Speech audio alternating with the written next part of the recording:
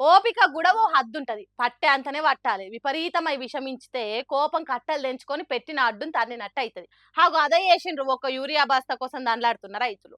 పొద్దంతా పొలం పనులలో ఉండాల్సిన రైతులు యూరియా కోసం రైతు వేదికల చుట్టూ తిరుగుతున్నారు. అయినా ఆఫీసర్లు రారు, వచ్చిన యూరియా బస్తాలు ఇయ్యరు. ఒకవేళ ఇచ్చినా సరిపోనియ్యరు. అగో అట్లా అదృష్టం లేనోడు తీర్థం పోయి దేవుని చూడకుండా వచ్చినట్టే అయితాంది మా పని అని పటపట పండ్లు కొరికిన రైతులు అలుకు నీళ్లు రైతు వేదిక మీద చల్లిండ్రు. పెండ నీళ్లు చల్లుతనే అన్న కొద్దిగా బుద్ధి వస్తుంది ఆఫీసర్లకు అనుకున్నారో ఏమో. చిక్కటి పెండ నీళ్లను చక్కటి గోడల మీద పోసి రైతుల కోపాన్ని ఎలగక్కిండ్రు.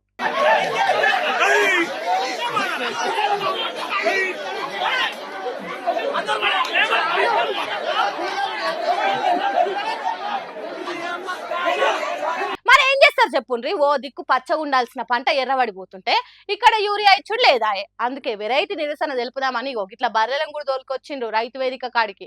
నాగర్ కర్నూలు జిల్లా పెద్ద కొత్తపల్లి మండలం ముస్టిపల్లి అనే ఊర్లో జరిగింది ముచ్చట.